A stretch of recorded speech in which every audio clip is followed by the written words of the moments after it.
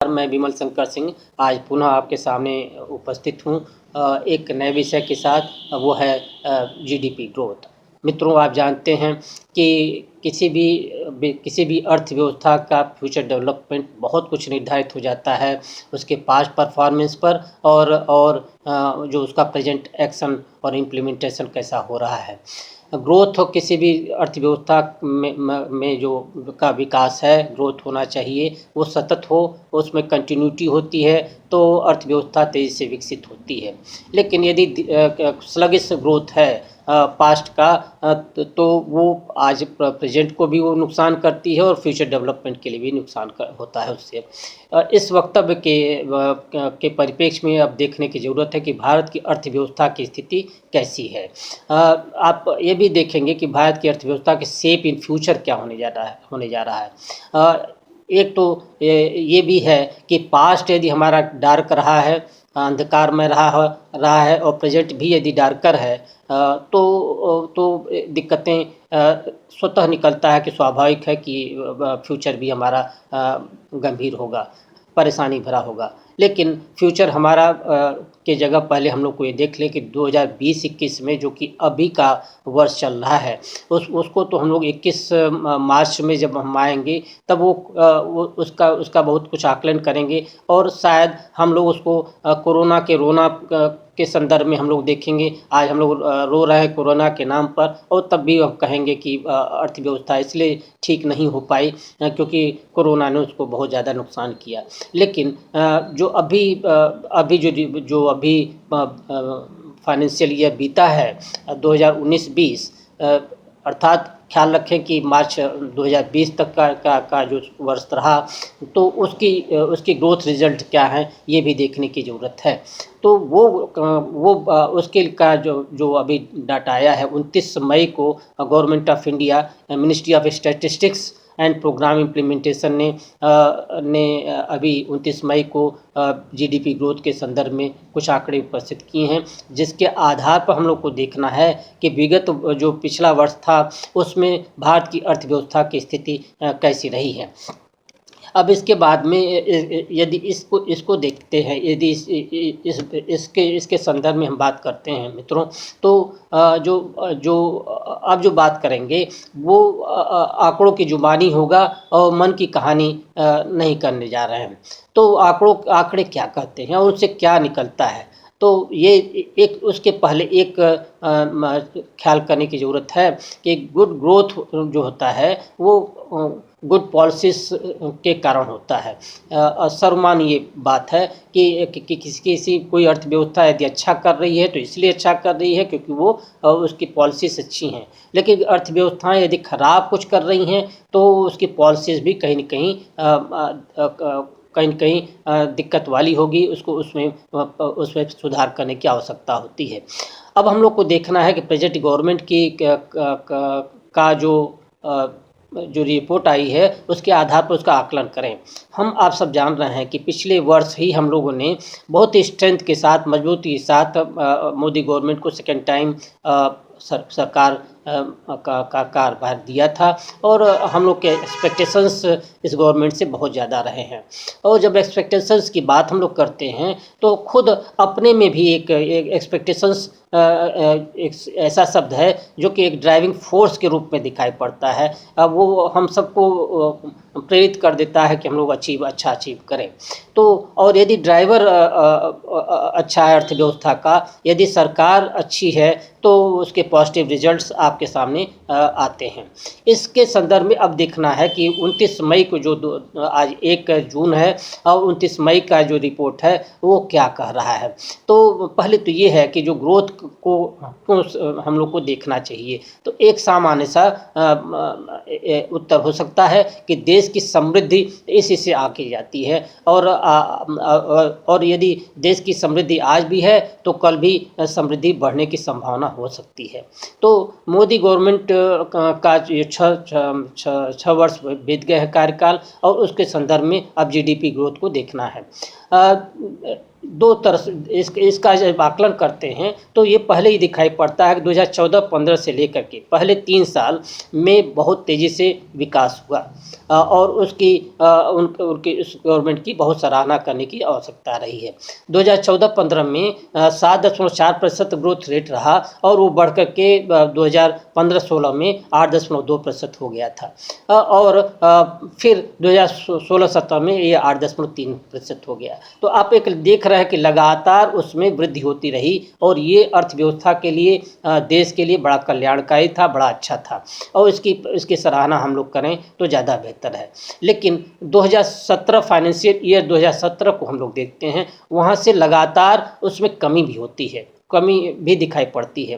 तो ये कमी किस रूप में है पहले तो ये समझने की ज़रूरत है। 2000 जो 16-17 रहा है उसके बाद से जो कमी है वो 17-18 में आप देखेंगे 7% हो गया। तो कहाँ हमारी ग्रोथ रेट 2016-17 में 8.3% थी और कहाँ हम लोग घट करके 7% पर आ गए। तो एक काफ़ी ज़्यादा गिरावट था और वहीं तक नहीं रुका क्यों 2018-19 में पुनः 6.1% ग्रोथ रेट हो गई और अभी का जो आंकड़ा है 2 दिन पहले का या आज तीसरा दिन होगा तो ये आंकड़ा कह रहा है कि हम और ज़्यादा बहुत तेज़ी से स्लिप कर गए हैं।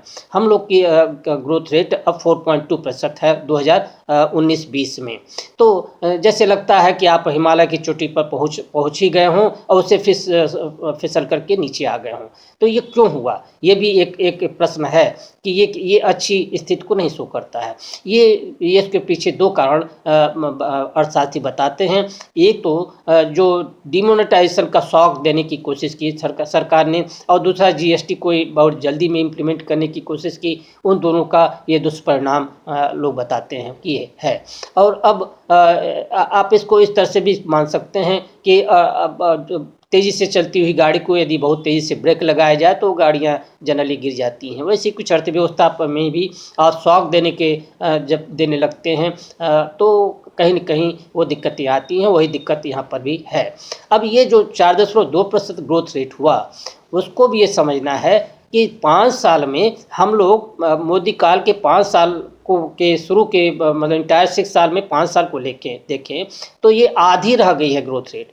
ये 8.3% हुआ करती थी 2016-17 में और आज देख रहे हैं कि ये 4.2 हो गई। तो कहाँ जीडीपी बढ़ना चाहिए और कहाँ वो आधी हो गई। तो ये बड़ी चिंताजनक स्थिति है और चिंताजनक इसलिए भी है क्योंकि 11 वर्षों में ये सबसे लोएस्ट ग्रोथ रेट है। तो ये तो बहुत सोचनीय स्थिति को शो करता है।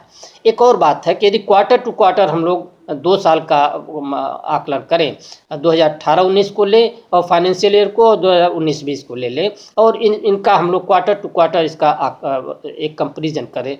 क्वार्टर टू क्वार्टर का मतलब होता है कि जीडीपी के कुछ आंकड़े 4 क्वार्टर्स में दिखाई पड़ते हैं। तो ये दिखाए जाते हैं। तो वो आंकड़ों का 2019-20 के सभी क्वार्टर्स की तुलना 2018-19 से करें तो आप देखेंगे कि 19-20 में सब में गिरावट है 18-19 की तुलना में। तो ये एक चिंताजनक स्थिति है। अभी जो 4.2% का ग्रोथ रेट है वो और भी तेज़ी से कम हो सकता था।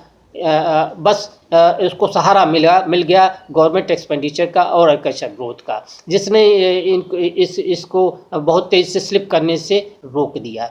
नहीं तो स्थितियां और भी गंभीर होती। एग्रीकल्चर ग्रोथ 2019-20 में जिसके बारे में हम लोग इस समय चर्चा कर रहे हैं वो 4% थी जो कि पिछले वर्ष की तुलना में डबल हो गई। तो एक बड़ा ही अच्छा इसको हम कह सकते परिणाम है। इसी तरह से जो पब्लिक एडमिनिस्ट्रेशन में डिफेंस और अदर सर्विसेज में ग्रोथ था वो 10% था 2019-20 में, जबकि 18-19 में ये 9.4% था। तो इन दोनों के सहारे अर्थव्यवस्था 4.2% पर आ गई, नहीं तो और भी नीचे चली जाती। अब नीचे ले जाने वाले और कौन कारक हैं इसको देखने की ज़रूरत है। तो अभी कल की रिपोर्ट अखबारों में आई थी कि 18 जो महत्वपूर्ण सेक्टर्स हैं इकॉनमी के, उसमें से 13 ने बड़ा बैडली परफॉर्म किया है। तो उसी में से केवल 2 को हम ले रहे हैं, मैन्युफैक्चरिंग और कंस्ट्रक्शन को। दोनों ही रोजगार प्रदान करते हैं और दोनों ही अर्थव्यवस्था के लिए बहुत ही महत्वपूर्ण होते हैं, और दोनों ने ही 2019-20 का जो आंकड़ा बताता है बहुत ही खराब परफॉर्मेंस दिया है। इनका ग्रोथ परफॉर्मेंस बड़ा ही खराब रहा है। मैन्युफैक्चरिंग सेक्टर में तो ग्रोथ 0% रहा है, 0.03%, ये एग्जैक्ट आपका आंकड़ा है।